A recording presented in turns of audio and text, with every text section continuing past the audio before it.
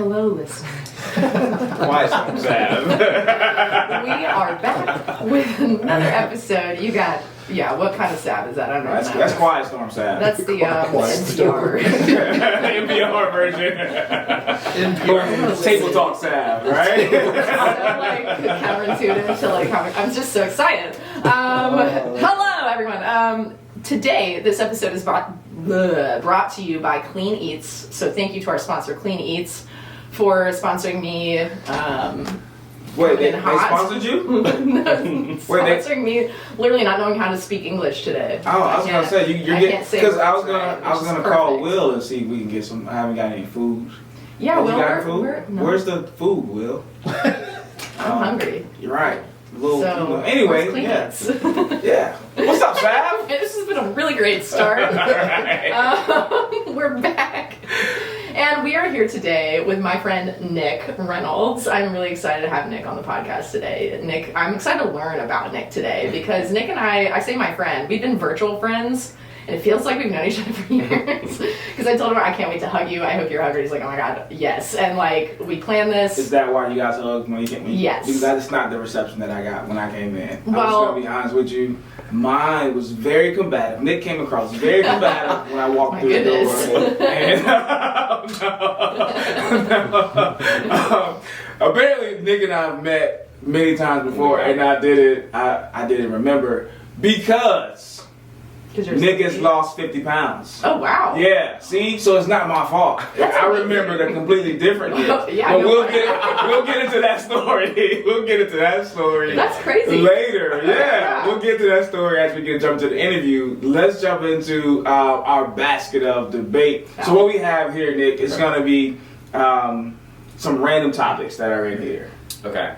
Sometimes we agree on them, sometimes we don't. But it's just a healthy conversation starter. Sure. Icebreaker, a debate. It's going to be random, too. Yeah, it's going to be very random. Like anything related to fitness. And if you're opinionated, this will be good for you. Okay. Okay? So you'll pick one. Oh, okay.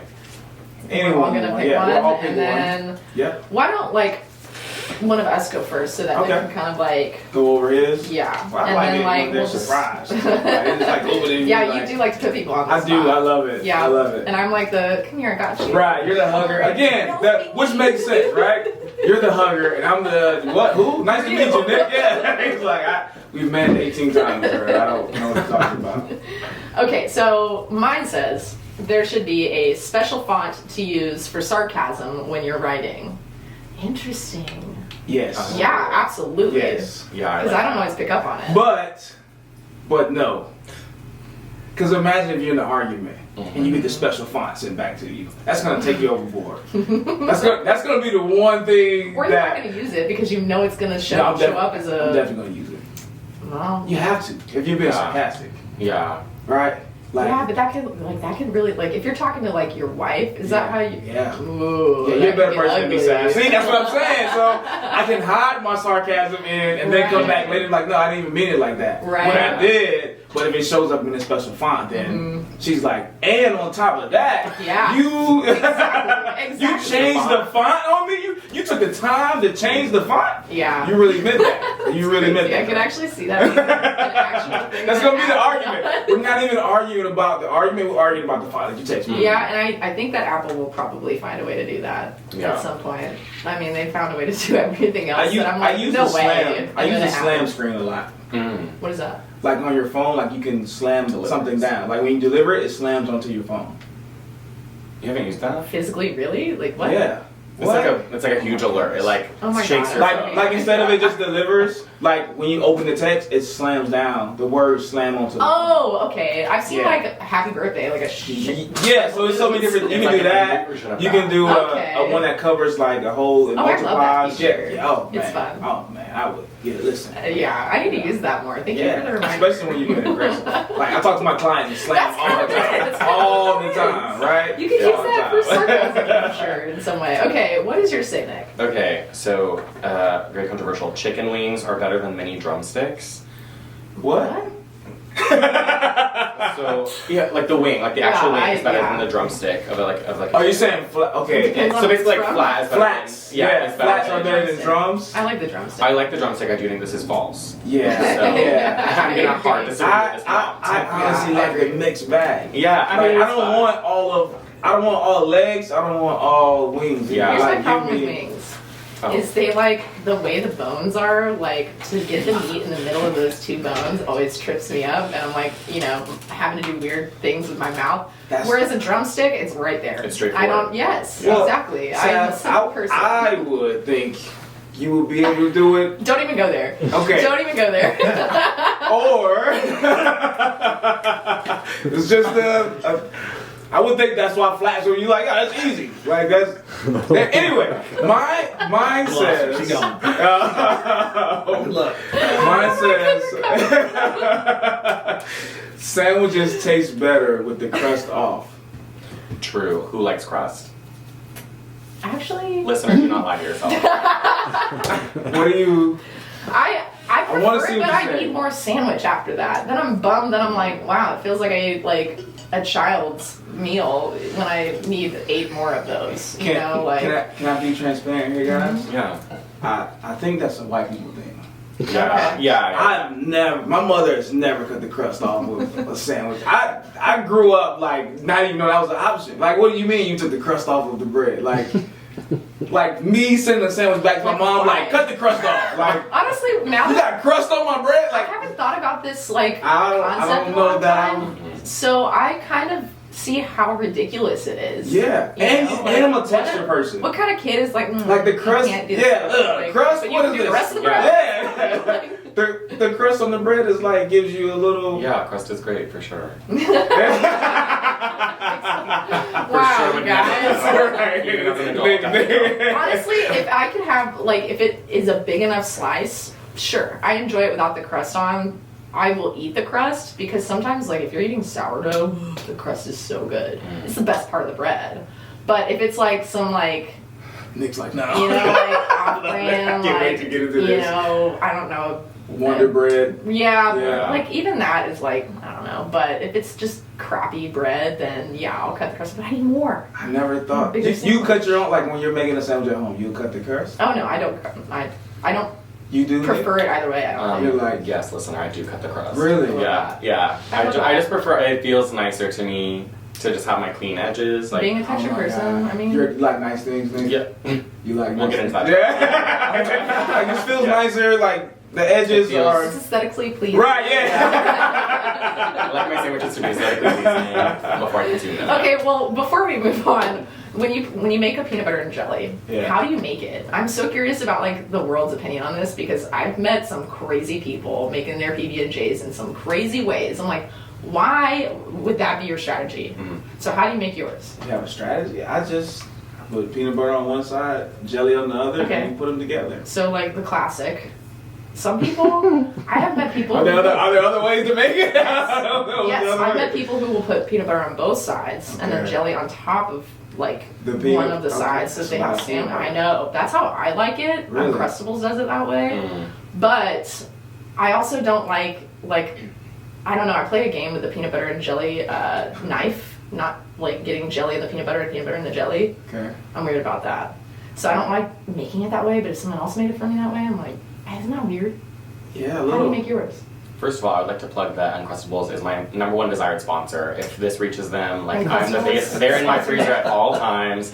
I love Uncrustables so So much. much. It's the They best really are. midday snack. So good. I could go on. Yeah, I do just like peanut butter one side, jelly one side, put it together, cut off the crust. He said cut off the crust. Jeez, man. I don't know. I've met some people that some people will do like half of a slice of peanut butter and then half of the slice jelly and then crisscross it. That's psychotic behavior. Those people are killers. Isn't that strange? Yeah, that is- Like that's too much effort. I feel like you guys overthink Respect those people's peanut butter basements. jelly sandwich. Just peanut butter on one side, jelly on the You other, gotta, put them together. walk Now, over I may my toast shoes, it. Jarrell. I've met some interesting people. Toast it. What? Break that down, Jarrell. You toast the bread before you make the sandwich. Peanut butter and peanut butter and jelly. jelly? Yeah. Homie, this is not grilled cheese. Listen to me. Oh. When you go home today, okay? Oh, It's just got Here's what's gonna happen. It's just got real. It's gonna slightly melt the peanut butter. with the jelly, just trust me. You like that? It gives you a little crunch, not too much. I used to make a double post practice in football. When I was like trying to bulk, double, toast both sides. Tell me. Okay. I'm gonna change your life today. That's what I'm gonna do for both of you. I will try that. Change your life. I mean, you look like this. I'll make a weird PB&J. It's not weird at all. Something's working. Do you like toast? Yeah, sure. Do you put jelly on your toast? Sure, yeah, I like jelly and toast. Okay. I see where you're going. Have you had? See?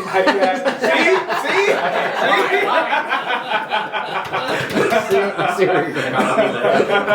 Oh my god, this is the best. Please never leave. Just keep talking about it.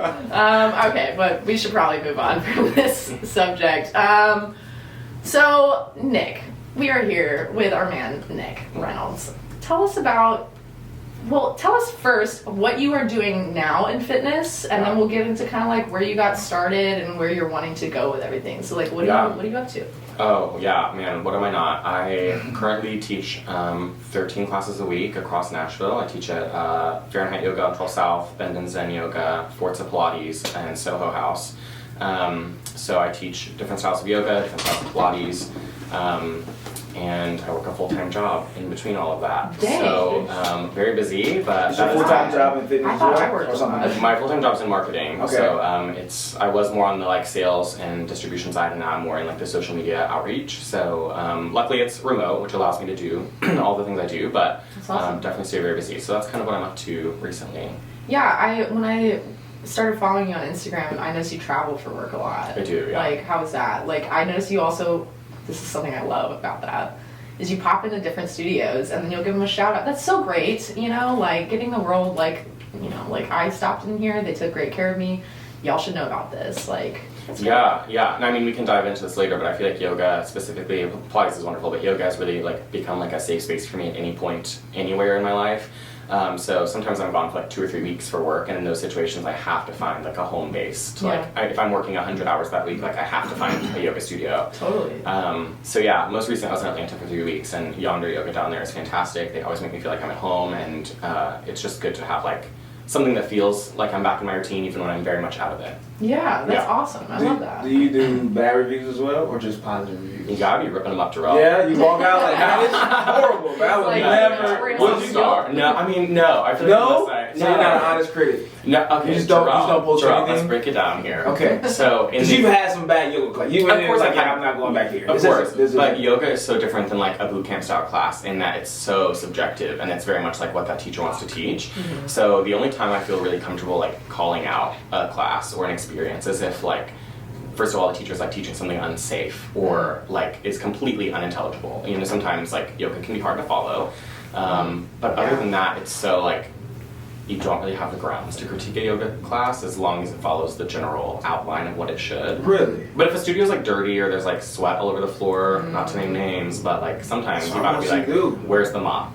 Google, where's the mop? 1 star, you know? Yeah. So I mean, that's important in yoga, especially, I feel like, because like there's a lot of, you know, feet and hands being in the same places, and if there's like grimy floor going on, I don't know how comfortable I'm out. Yeah. Yeah. I had someone reach out to me, a company, to teach a class. It was a hotel to come and teach a yoga class. Yeah. And I was like, if I would have known that no one cared, I would have went. I would have took it. But I was like, I'm sorry, I don't teach yoga. They were like, we need. I feel you, and I can watch a YouTube video if you want me to, and just call out some names. Yeah, sure. Right? Everybody, downward dog for. You know, but I was like, I don't teach yoga. Yeah, so you did the right thing.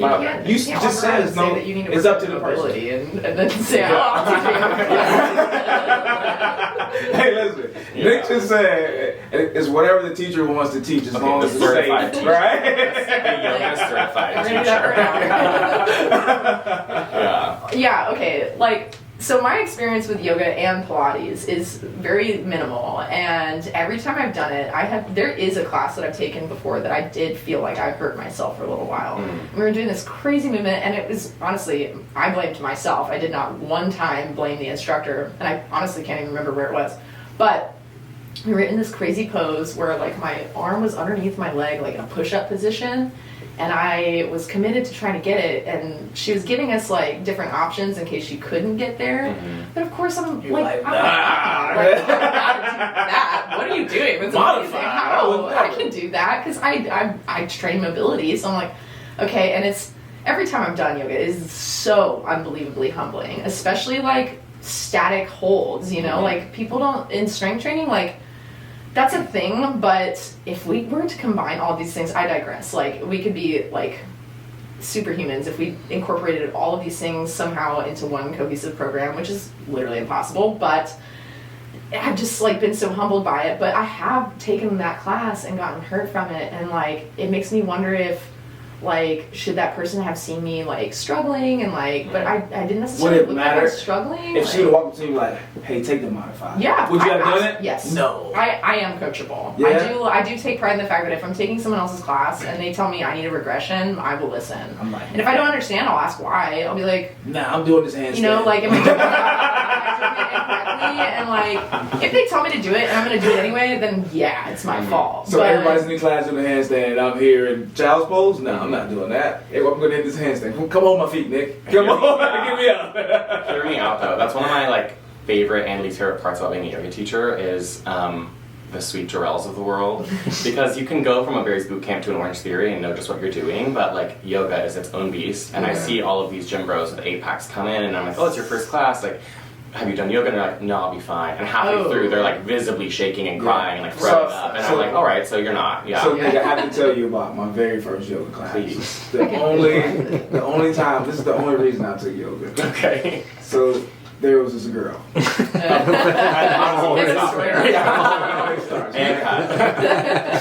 was a yoga instructor, and I long. Make sure all the cameras are on me, Trent. Long. This is my camera. Long time ago, guys. Before I was married, okay? Zoom in right here, Trent. Long time ago, okay? But I had to have her. I had to have her, and she was a yoga instructor. She's like, yo, just come take my class. Mm-hmm. She set me up, Nick. She knew it was all ISO holds. Yeah. And I'm like, I lift. What? Just yoga. Like, what's gonna happen? We're in like high plank to down dog to like, and I'm literally like shaking. Yeah. I see the smirk on her face. Like I'm like, oh, but I can't tap out. Yeah. I'm that guy. Like I have an ego. And so, like, I'm probably the only person in there, like, just drenched in sweat. Like, everybody else is, like, restorative. I'm like, I'm dying, man. Can we get out of this hole? Like, and so, that was my first experience. I did get a date with her. She was nice enough to see that she heard me enough that I had a date. How did that go for you? Clearly not well. Long time ago. Zoom in right here. It went well. Oh. It went long time ago. I gotta make sure you guys hear me when I say this. But she's on there now. So yeah, like somewhere like still breaking. Right now. How did you get into yoga, Nick? Yeah, hard pivot. Is it hot? Is it me or is it? I started yoga like right at the very beginning of the pandemic. Like I'm talking like 3 weeks before I got back. Okay. I was bouncing around, like trying out different like Orange Theory, Space boot camps, trying to find like what I was connecting to, and I really enjoyed all of them. I still visit those like every once in a while, but I've never tried yoga. I had a friend move to town, and she's an instructor. She was like, come take my hot yoga class, and I was like, nothing sounds worse, but sure, I'll support you. So it started with a girl for you too. In a very different way. Yeah, we're not going to connect there. You have the wrong guess. But I took the class, and I will never forget like completing it and getting like my frozen towel at the end and being like, wow, this is like I needed this it. frozen Like, towel. I just feel like when you find like your path in fitness, like I've heard so many stories of people saying like, yeah, I knew immediately, like weightlifting or like training or running was going to be like my thing, and I very much felt that with yoga. So I started, I guess like 3 or 4 years ago now. And I started there. I took like a month of classes, and then I was like, I'm gonna be a teacher, which is kind of toxic because I refuse to be a beginner at anything. I insist on being perfect immediately. Went straight from first class. So what do you do to teach it? So hear me out. So you guys hiring? So I was like practicing pressing, and I was like, I'm gonna do this like all out. And at first I was like, I'm gonna go through the training just to be a better student, because I was like, this will make me a perfect student. Which, like, as you said, yoga is a very humbling experience. There is no perfecting it. There is no like achieving flawlessness with yoga. Plot twist, or spoiler alert, rather, that's all fitness. Yeah, all There's fitness. never Yeah. being perfect at anything ever. Yeah, but when you're young and stupid like me 4 years ago, you think like, I will be the master of I yoga. still have to talk myself down. I'm Yeah. right there with you. Yeah. So I went through the training and I was like, I'm not even going to teach. And when I graduated, my instructor was like, nope, you absolutely should teach. So I started slow, and now here we are. I was like, I'll teach one class a week as a fun little side thing to my full-time job, and now 13 classes a week later. Yeah. That's so cool. Yeah. How do you get around to all these different places? Like, is there a lot of gas money you should be spending? Or A little plug here, I do drive a Tesla, so electric cars, that's everybody. pretty dope. I don't pay for gas, which is clearly cool. you're doing fine. Yeah, I don't pay for gas, so we do So love how that. much do they pay for a job? They're doing well. Yeah, so I don't pay for a lot of gas, but I do. It's a lot of driving. It's a lot of like minute-to-minute schedules. Like my days are fully like I wake up and I go, and I stop at bedtime. I might need to like sit down and have a meeting with you about time management. Yeah. Because you probably are really good at it at this point. I'm getting good at it. When I taught like 6 classes a week and I had that free time in between, it was like I was a little sloppy because I was like, I can make this happen, or I can fit this in. But now with 13, I'm so like militant that I have no choice but to be like, this is meal prep, this is going out, this is free time. So it's actually been like a really good tool. People are always like, I get so many like, oh, you must be exhausted, how do you do it, blah, blah, blah. And I'm like, I'm really, like I do get tired. I'm not immune to that for sure. And I have days where I'm like, if I have to teach one more person how to do it on dog without breaking their back, I'm gonna cry, like it's tiring. But it's so good to have that consistency now that it's like taught me how to for sure get my stuff together. Do you ever get like burnt out from having like a minute-to-minute schedule, and like do you have like strategies around like dealing with that? Yeah, I mean, there are times. I think it was almost worse when I taught more sporadically than when I now have this like very consistent day-to-day.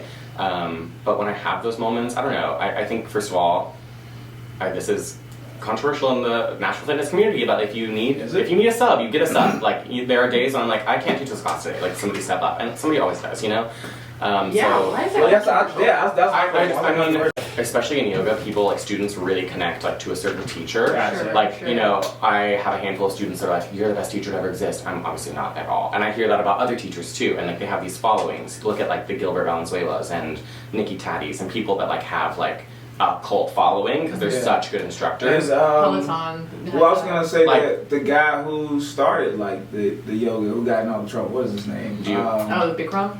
Bikram. Yeah. Yeah. Exactly. Yeah. So, You remind me of that. but you look at those people and like if they get a sub, like one day I was subbing for Gilbert. If you know Gilbert at all, like his people are like obsessed with him, as they should be. He's great. But I was like subbing at the desk, and this girl comes up and she's like, "Where's Gilbert?" And I was like, "He's not here today. It's me." And you're gonna have to get over that. So Get it? yeah. I was just Say like gonna that? say No, I was that. like, he's having an off day. Oh you're man, I was but- about to. you know what I'm saying? So, Yeah. so being like having to ask for subs sometimes I feel like can be like I'm sorry to my students. I feel bad, especially at places like Fahrenheit. Like we have 70 people in class. Like you want to be there to provide that energy, but sometimes you can't. But at the same time, I don't view yoga and Pilates like as a work to me, which is a privilege I know because it's not my full-time job, and I do have other outlets for like things that I'm doing. So I view it like really kind of as a privilege that I get to teach as much as I teach, and I don't know, like the past 2 years of my life, we're not diving into this today, but that have been very hard in certain ways, like personally, and so having that space to come to and have that community, even when I'm exhausted, like give back to me in different ways has been something that I view as a privilege, not as something that would burn me out necessarily. Which I know is privileged to say, because I know there's some people teaching 20 classes a week and that would like crush me, like it's hard to do. But Well, it is a hard balance, but also like if you're meant to do it, you're meant to do it, and like it is an outlet in and of itself. Like I always feel, and I've said this in my classes several times, and this goes for my personal training clients, but whenever I like am having a bad day or I'm like dealing with some like heavy stuff or something, or like I also went through a really hard couple of years, the past couple of years, and like even if I don't even feel like going into it, like I like have to teach this class, I'm so burnt out, like, but I still like turn myself on, and then by the time I'm in it, it always makes me feel better. Always. There's not a single time that I've left a class or like a training session with a client not feeling like okay, like that helped me. Yeah.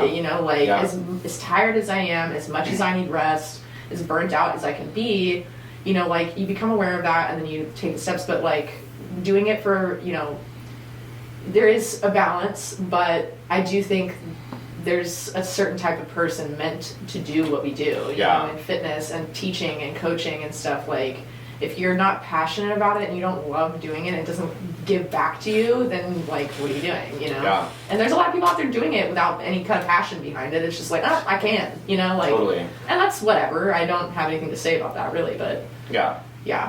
So cool. So take us back. Why are you looking at me like that? I was you about to ask a question. I was like, I'm skeptical of something. it's the same thing. Like, I think that's like my clients are like, why are you looking at me? And I'm like, you literally pay me to look at you. That's literally what you came here for me to watch you. It's like, why are you looking at me? My wife does the same thing. Why are you looking at me? Why are you talking? Just thought you were beautiful today. That's all. What are you looking at me? Like, it's just the same thing. Right, probably. Like, so who taught you yoga? Yeah, so who was that? I'm sorry, go ahead with you. I was just gonna say, take us back to like, so you found yoga. Mm-hmm. How did you find Pilates? And like, did you ever picture yourself, because you got into marketing, obviously, that's your full-time job. Did you ever picture yourself teaching 13 classes a week? And like, where do you see yourself going with all of this stuff? Yeah. So no, I certainly didn't. I definitely like joke all the time about how like I said earlier, I just thought I would teach like one class a week as a fun little like side thing.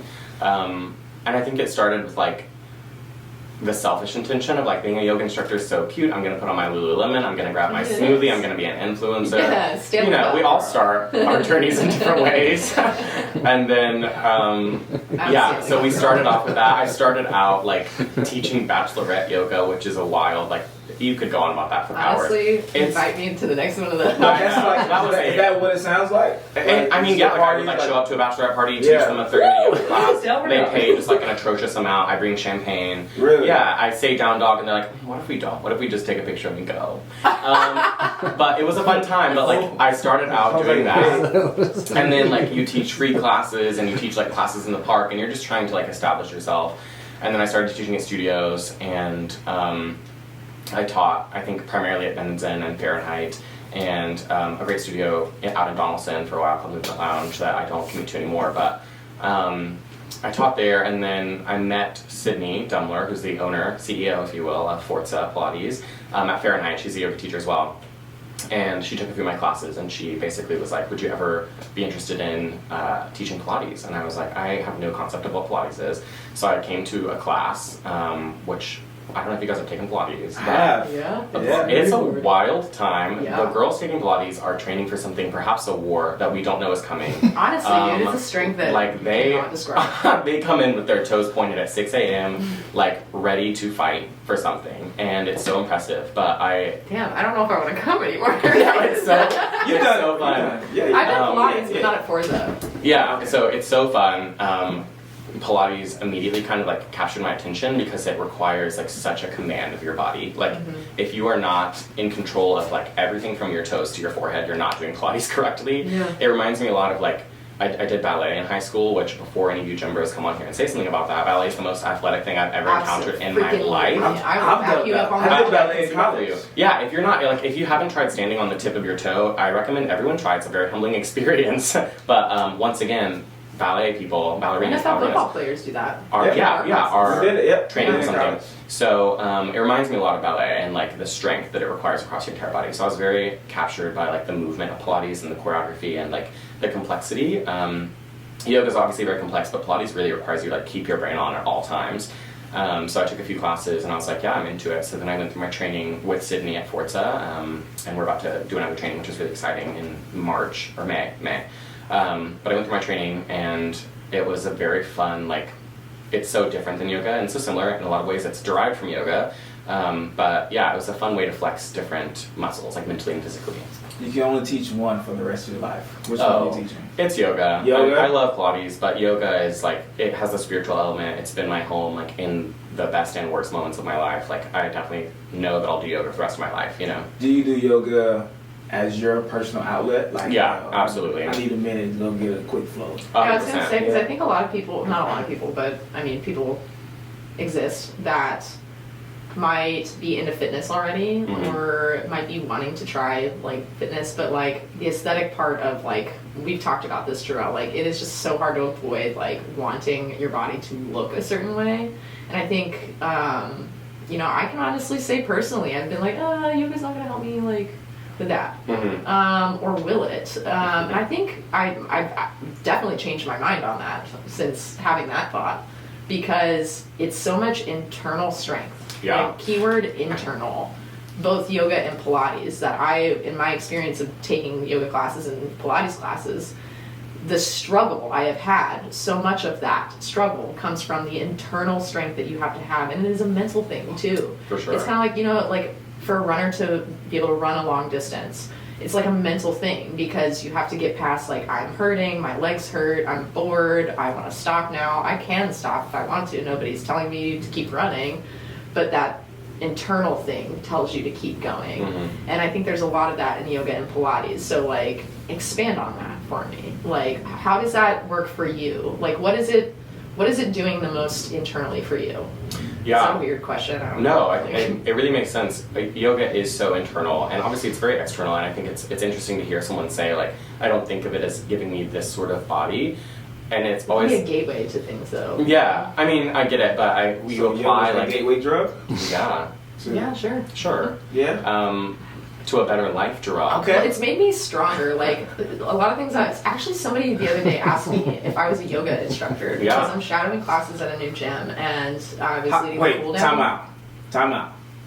How did you feel in that moment when they asked you that?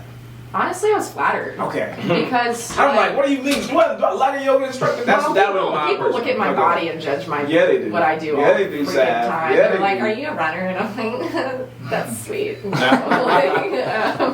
But it's, you know, like people are gonna do that no matter what. But they thought I was a yoga instructor because a lot of cues I've gotten from yoga and a lot of stretching and cool down things that I do, and mobility, which is not stretching. I've gotten from yoga, and like the concepts of it, breathing is such an underrated thing to talk about in fitness and strength and all this, but I digress. Like it's just go on with what you're saying. I think it's a perfect segue to ask you how yoga helps you lose this 50 pounds that made you unrecognizable. Listener, viewer, friends and fans, what he's referencing is walking in and not remembering that we've met. He's like, I'm Jarrell. I was like, yeah, Jarrell. I was trying to be polite. And I had a bit of a transformation since I was immediately met with aggression. Apparently, we've met many times. I'm living for it. All right. Terry, do we have an HR department? I need a pilot. No. How is that? Like, let's talk about that. Let's talk about that process. That's so crazy. Yeah. I'll try to tag team here. I'll answer your question about internal. So internally, I think yoga, first of all, it is a gateway, quote, quote, because it kind of like was the original. Like, it's the most historic form of, it's not really a fitness necessarily. It is, like, obviously it's super good for your body physically, but it's not the main goal of yoga. But it's a great gateway into other things for sure, because it teaches you so much control of your body and like the discipline that it takes to be, whether it's like a runner or a lifter or a trainer. I think yoga is foundational almost to like learning some of those qualities. And it's also so focused on, for me, like for those of us that have 800 events a week or like 20 classes plus a job plus all these things, like yoga focuses so much on like starting and ending every class with like slowing it down. Like, why are you here? You're here for an hour. Think about your intention, think about your purpose, think about your breath. And very few other, I think, forms of like quote unquote fitness really prioritize that. Yeah. So I enjoy that a lot about yoga. People say it's cheesy, and I'm like, well, I'll be cheesy then if it means I'm improving myself on all cylinders. Yeah, I think a lot of people that are, what's the word?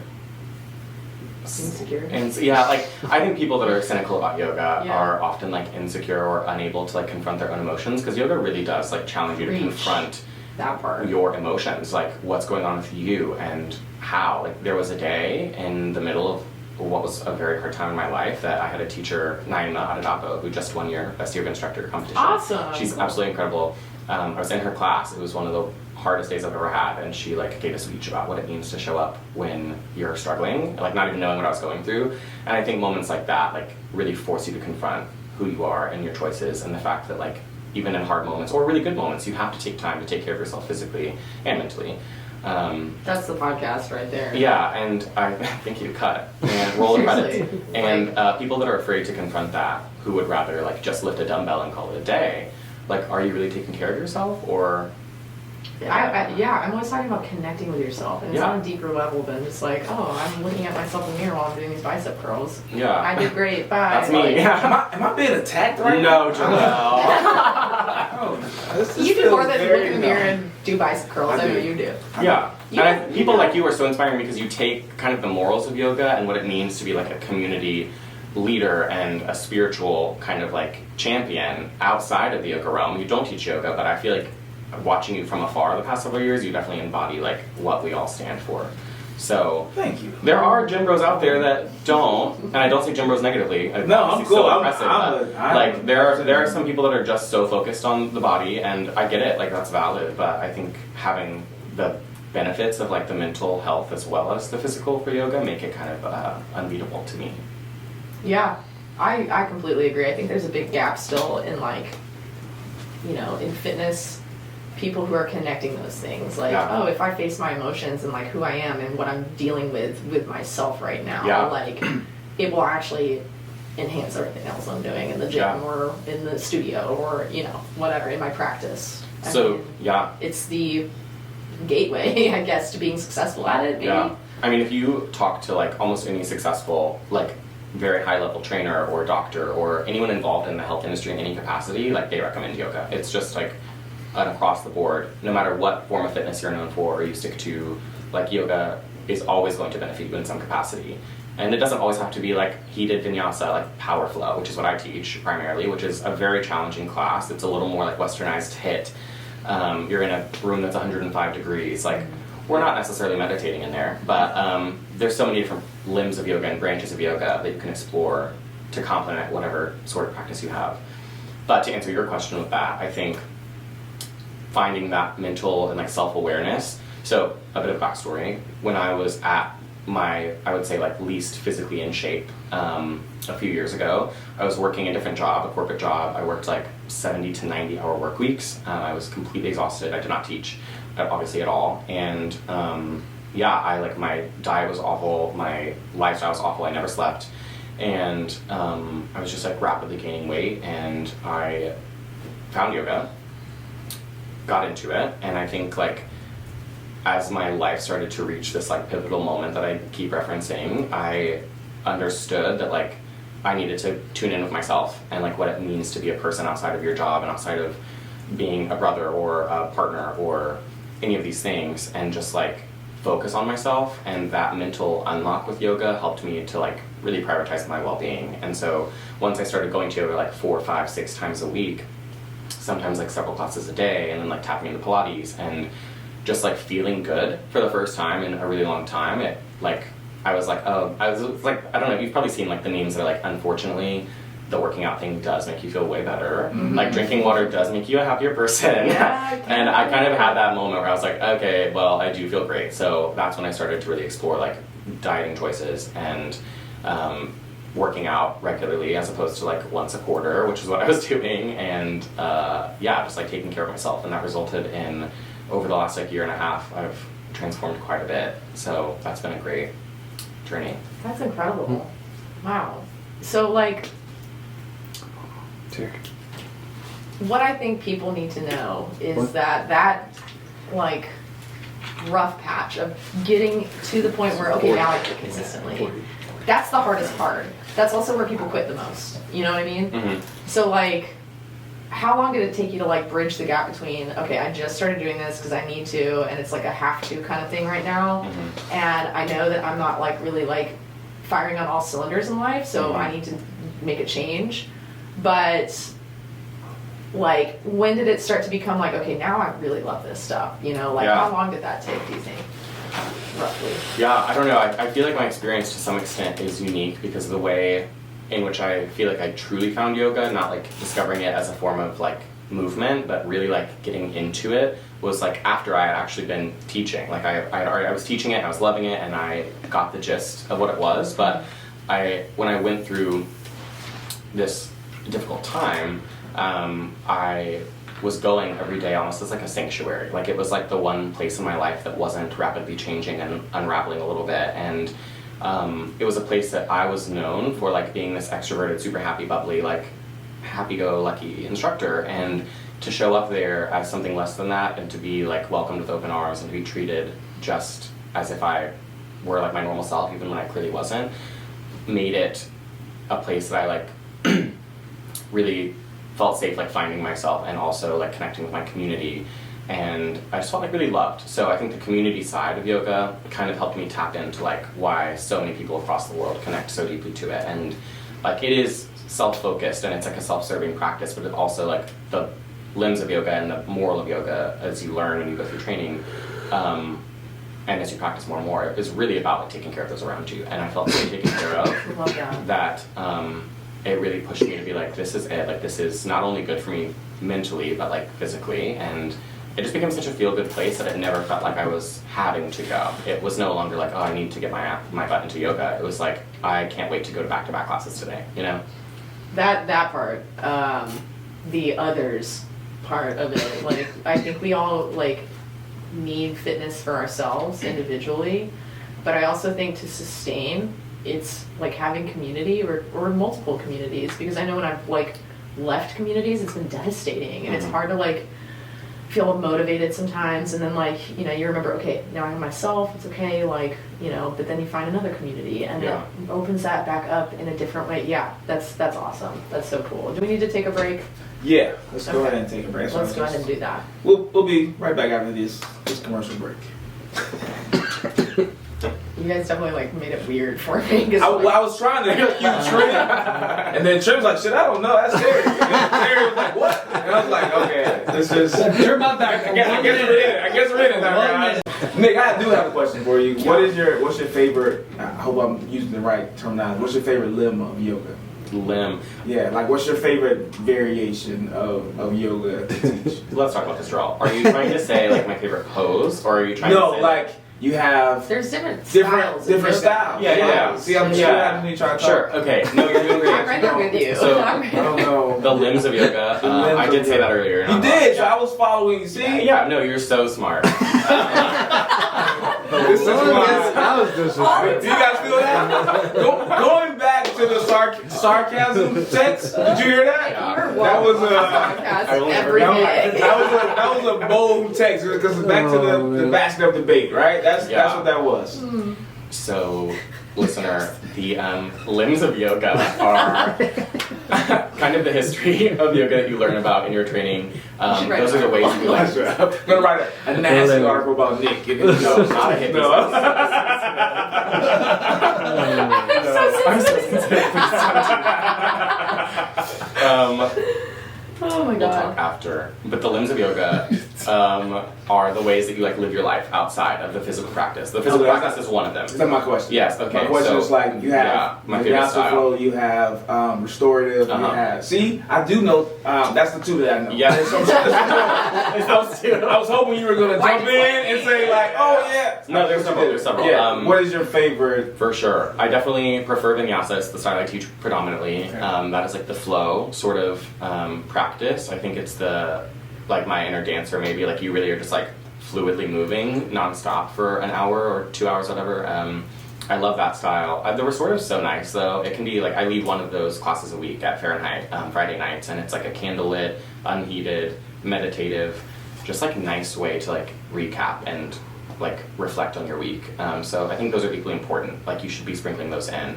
But vinyasa for sure is where it's at. Like it's such a good physical workout. It's a nice mental like check-in. So that's the one.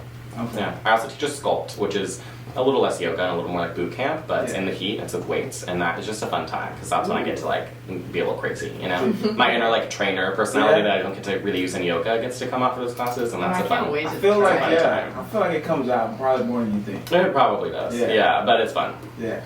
Okay. Well, those are the limbs of yoga, guys.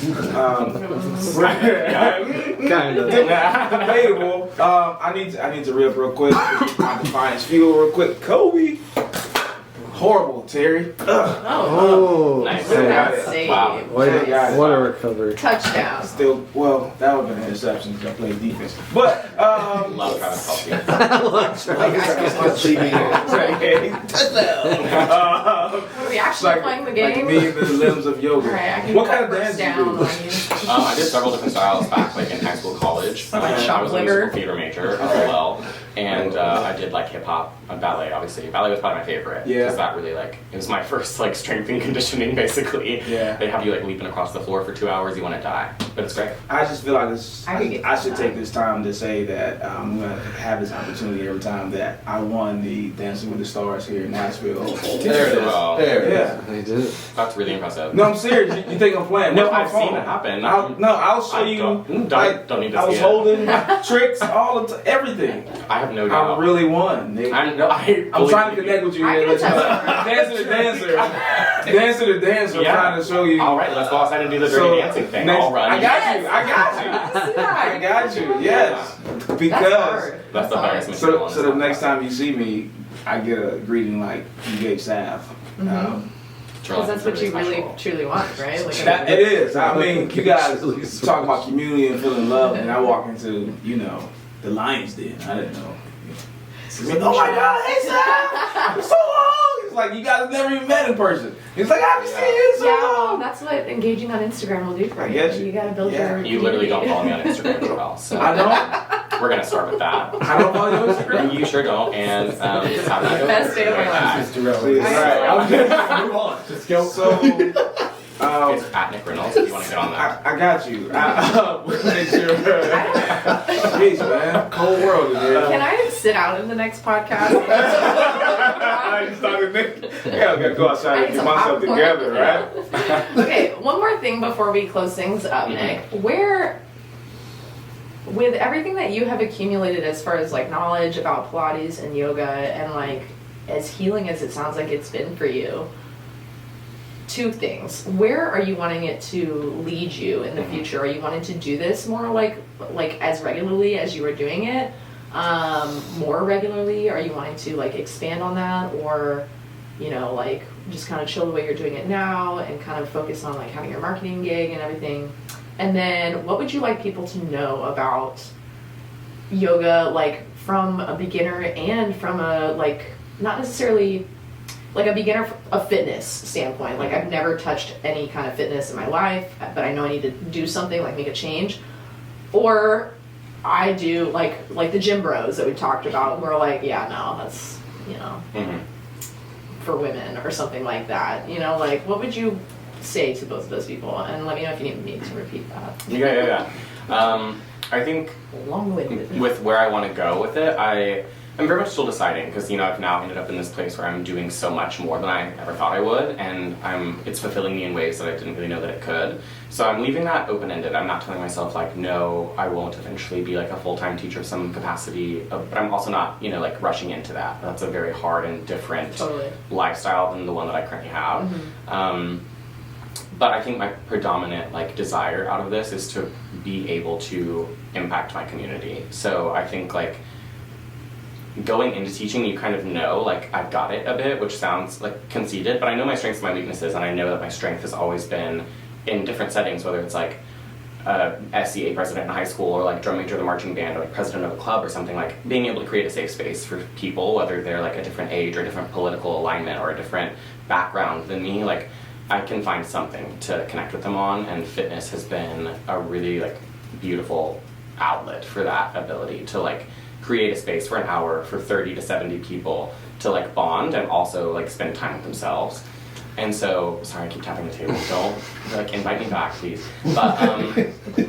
But I really want to like scale that, and I do have some really exciting things happening at the moment that I can't share quite yet. But in the coming months, I have some exciting community things that I'm really hype about to give myself kind of a bigger platform to work off of.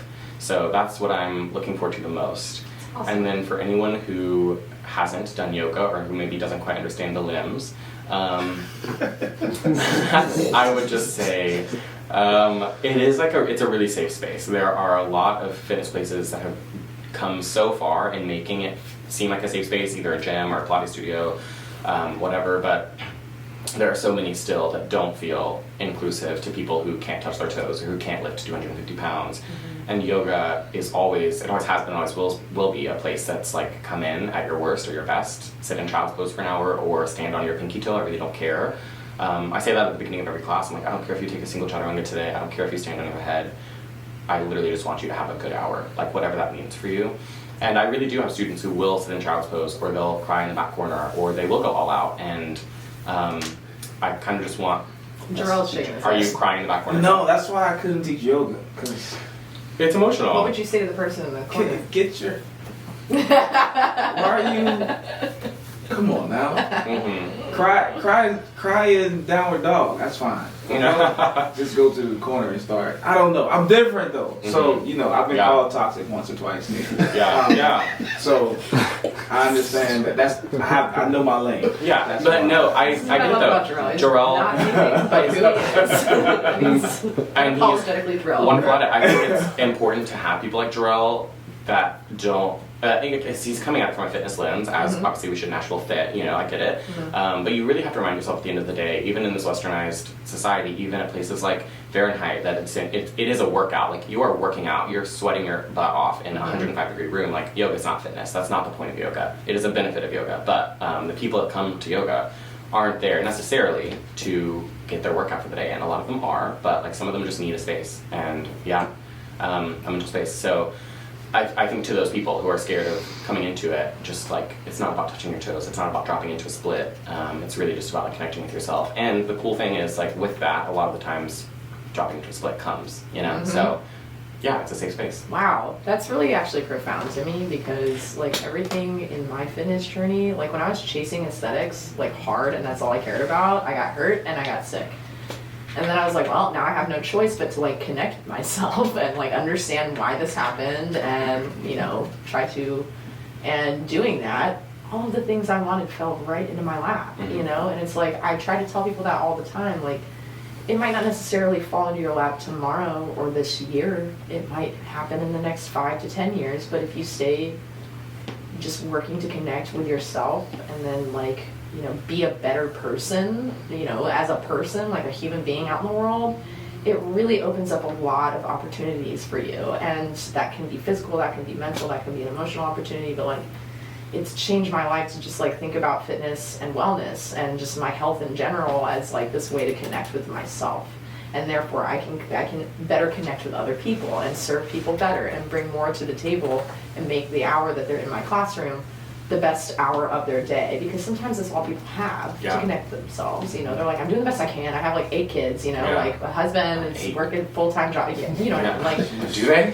well, actually I do know one family with 8 kids. But no, I love that. That's great. We have to currently shift our intellect, formerly known as stretch our intellect. This segment is brought to us by Shifted Supplements, and this is very similar to the vascular debate, but not. Okay.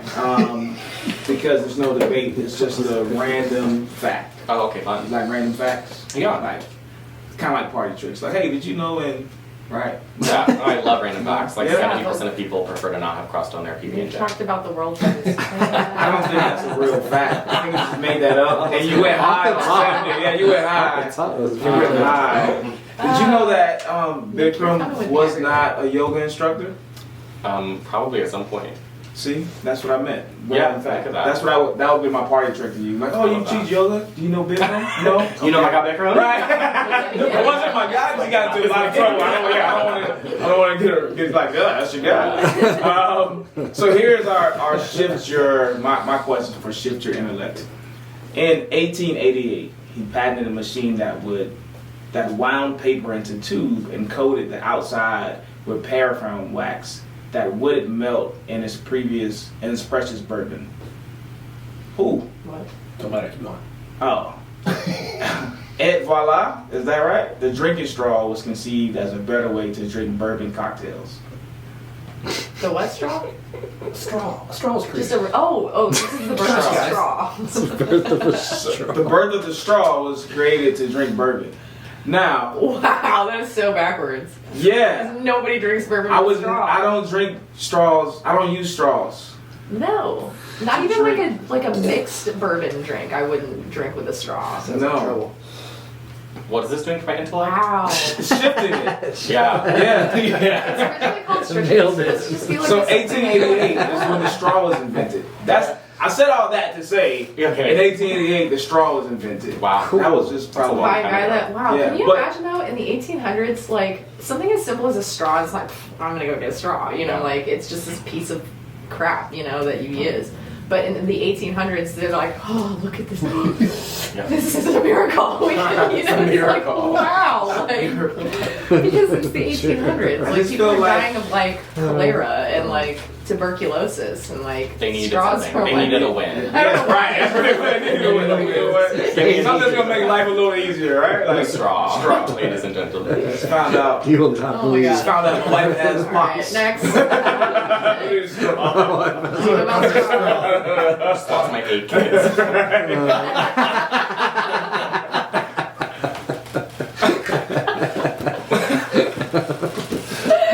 Oh my god, stand by it. Whew. Okay. The first day of spring in the southern hemisphere is the first day of fall in the northern hemisphere.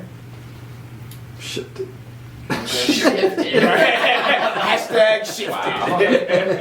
Like, okay. I mean, that tracks. Yeah, I guess I never thought of it, but it makes sense, you know? I mean, that's what my assumption would be. If you Oh my said God. if the first day of spring in the southern hemisphere So, is also the blank day of fall, then I would probably answer that correctly. Which hemisphere are we in?